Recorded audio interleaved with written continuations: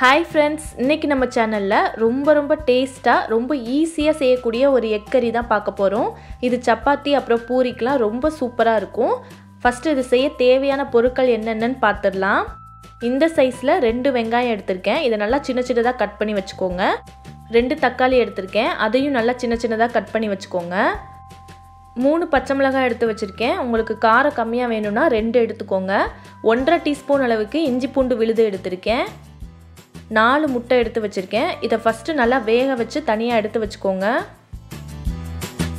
தாளிக்கிறதுக்காக பட்டை, சோம்பு, கிராம்பு, பிரியாணி இலை எல்லாம் கொஞ்சமா எடுத்து வச்சிருக்கேன். 1/2 டீஸ்பூன் அளவுக்கு மல்லித்தூள், 1 டீஸ்பூன் அளவுக்கு மிளகாய் தூள் எடுத்துர்க்கேன். உங்க காரத்துக்கு ஏத்தாப்புல நீங்க சேர்த்துக்கோங்க. 1/2 டீஸ்பூன் அளவுக்கு சீரகத்தூள், 1/4 டீஸ்பூன் அளவுக்கு மஞ்சள் தூள், 1/2 டீஸ்பூன் அளவுக்கு கரம் மசாலா எடுத்து வச்சுக்கோங்க. 4 சீல் அளவுக்கு தேங்காய் எடுத்துர்க்கேன். இது கூட 10 முந்திரி எடுத்து நல்லா தண்ணி சேர்த்து நைஸா இந்த மாதிரி அரைச்சு வச்சுக்கோங்க. இப்போ நம்ம எக் கறி எப்படி பண்றதுன்னு பார்த்திடலாம். ஃபர்ஸ்ட் தேவையான அளவு எண்ணெய் எடுத்துக்கோங்க. எண்ணெய் நல்லா சூடானதும் நம்ம தாளிக்க வச்சிருந்ததை சேர்த்துடலாம். சோம்பு எல்லாம் நல்லா வெடிச்சு வந்ததுக்கு அப்புறம் நம்ம வச்சிருக்க வெங்காயத்தை சேர்த்துடலாம்.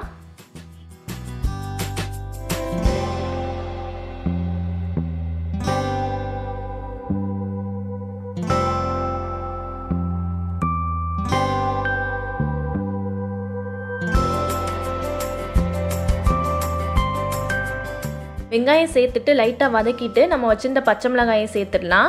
சேர்த்துட்டு நல்லா வெங்காயம் கோல்டன் பிரவுன் கலர் வர வரைக்கும் பொறுமையா நல்லா வதக்கிக்கோங்க.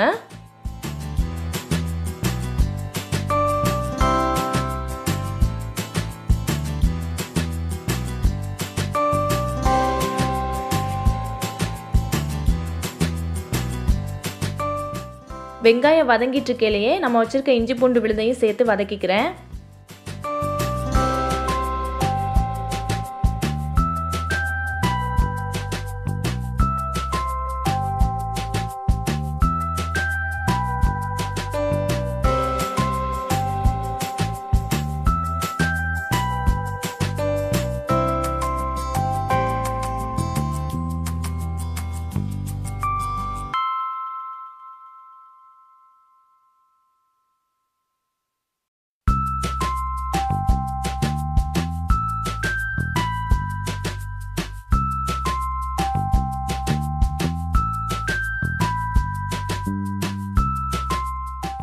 இப்போ பாருங்க வெங்காயம் நல்லா கோல்டன் பிரவுன் கலர்ல வதங்கிடுச்சு.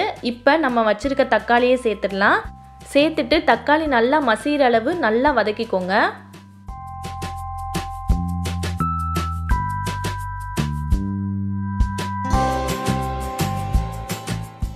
தக்காளி சீக்கிரம் வதங்குறதுக்காக கொஞ்சமா உப்பு சேர்த்துக்கிறேன்.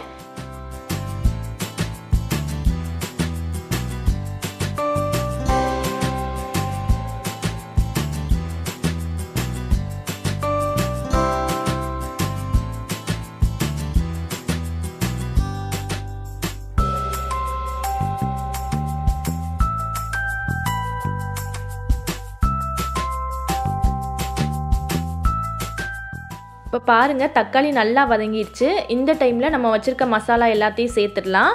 சேர்க்கறதுக்கு முன்னாடி அடுப்பை சிம்ல வச்சுட்டு சேர்த்துக்கோங்க. ஃபர்ஸ்ட் நம்ம வச்சிருக்க மஞ்சள் தூள், சீரகத்தூள், மல்லித்தூள், மிளகாய் தூள் மட்டும் சேர்த்துக்கோங்க. கரம் மசாலா நம்ம கடைசியா சேர்த்துக்கலாம். இந்த மசாலா எல்லாம் சேர்த்ததுக்கு அப்புறம் நல்லா சிம்லயே வச்சு ஒரு 2-3 நிமிஷம் வதக்கிக்கோங்க. அதோட பச்சை வாசனை போற வரைக்கும் நல்லா வதக்கிக்கோங்க.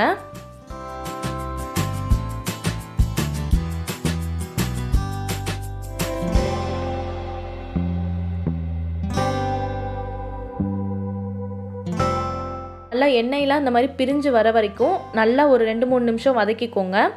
அதுக்கப்புறம் நம்ம இதில் தேவையான அளவு தண்ணி சேர்த்துடலாம்.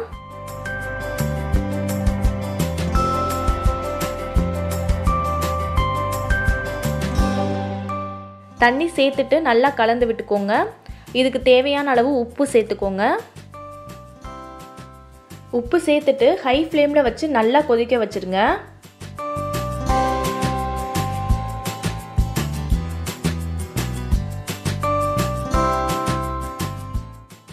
இது நல்லா ஒரு 7-8 நிமிஷம் கொதிக்க வச்சிருங்க. அதுக்கு அப்புறம் நம்ம வேக வச்சிருக்க முட்டையை அதில் சேர்த்துடலாம்.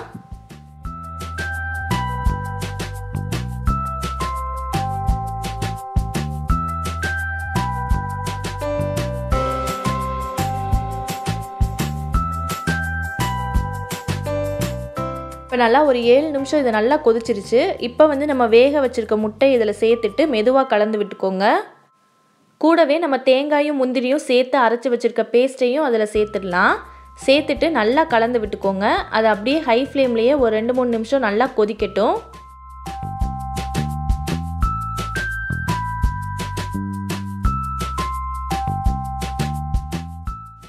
இந்த மாதிரி கொதிச்சிட்டு இருக்க டைம்லேயே நம்ம வச்சுருக்க கரம் மசாலாவை அதில் சேர்த்துடலாம். சேர்த்துட்டு நல்லா இந்த மாதிரி ஒரு 2 நிமிஷம் கொதிக்க வச்சுருங்க. இப்போ நல்லா 2 நிமிஷம் கொதிச்சிருச்சு. இப்போ வந்து நம்ம சிம்மில் வச்சிடலாம். இது ஒரு 5 நிமிஷம் இந்த மாதிரி சிம்மில் வச்சுருந்தீங்கன்னா நல்லா எண்ணெயெல்லாம் பிரிஞ்சு மேலே வந்துடும். அதுக்கப்புறம் நம்ம ஸ்டவ் ஆஃப் பண்ணிடலாம்.